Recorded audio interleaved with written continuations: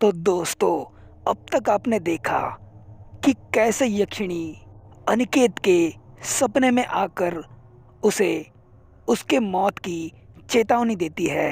और उस सपने से बाहर आने के बाद यक्षिणी आज़ाद हुई या नहीं, ये डर अनिकेत को बहुत ही ज़्यादा सता रहा था। इसलिए वो फिर से एक बार यूएसए से अपने बेराबा गांव चला गया। अब आगे।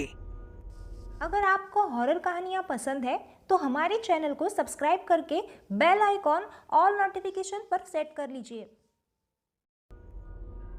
रात के 11 बज चुके थे। बीराबा गांव के एक सुनसान सड़क पर अनिकेत अकेला अपनी गाड़ी से सफर कर रहा था। उसे यक्षिणी के घर में पहुंचना था और कुछ ही देर बाद अनिकेत उस घर में पहुंच जाता है जहां पर यक्षिणी कैद है।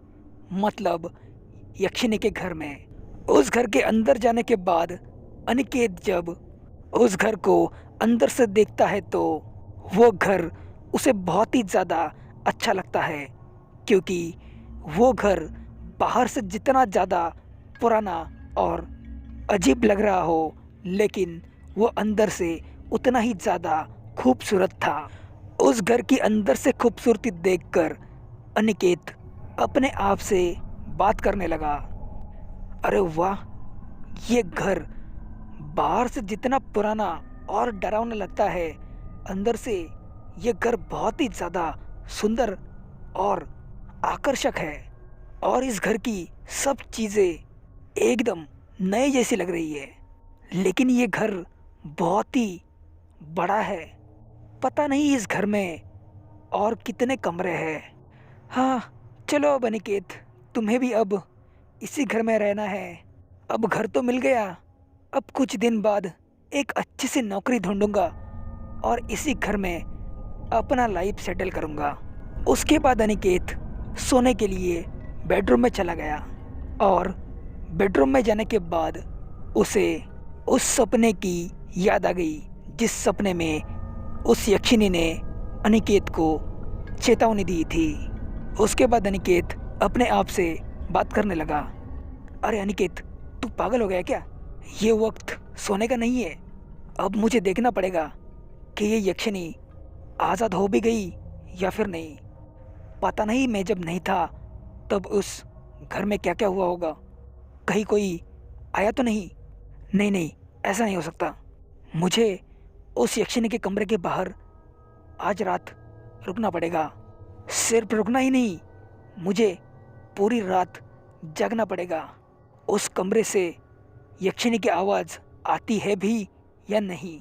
अगर आवाज़ आई तो मैं समझूंगा कि ये यक्षिणी इसी कमरे में कैद है, और अगर आवाज़ नहीं आई तो मैं समझूंगा कि वो यक्षिणी इस कमरे से आज़ाद हो गई।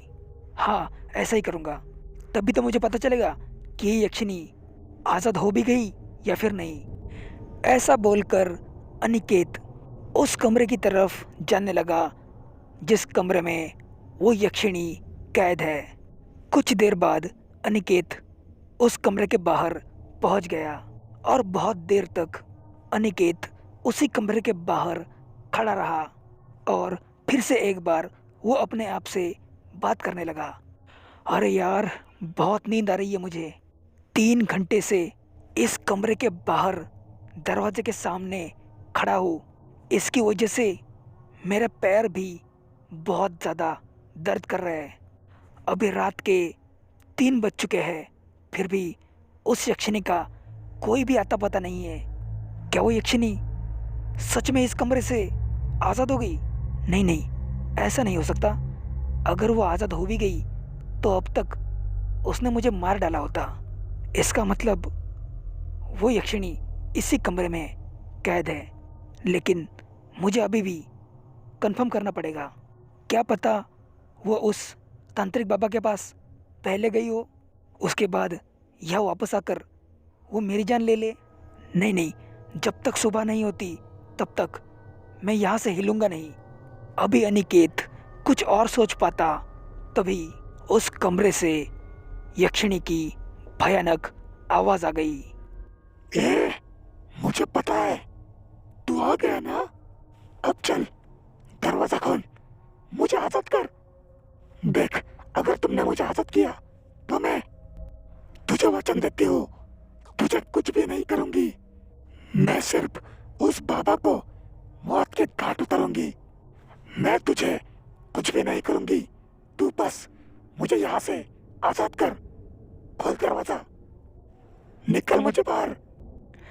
यक्षिणी की इस बात पर अनिकेत ने कहा, बाप रे, तुम्हारी आवाज बहुत ही ज्यादा खतरनाक थी।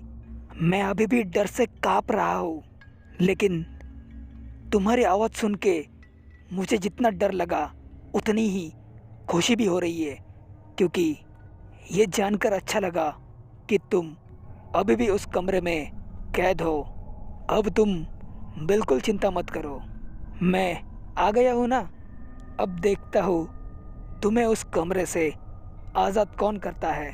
अब मैं हमेशा इसी घर में रहूँगा और ये घर अब मेरा हो चुका है, और अब तू भी इसी कमरे में रहेगी। तुमने बहुत से मर्दों को अपनी हवस का शिकार बनाया था ना, और उनका खून पीकर तुम इतनी जवान हो गई हो। अब इस कमरे में रहने के बाद तुम्हारी हवस सारी मिट जाएगी। हाँ, चलो अब मैं थोड़ा सो जाता हूँ। अब मुझे चैन की नींद आ जाएगी।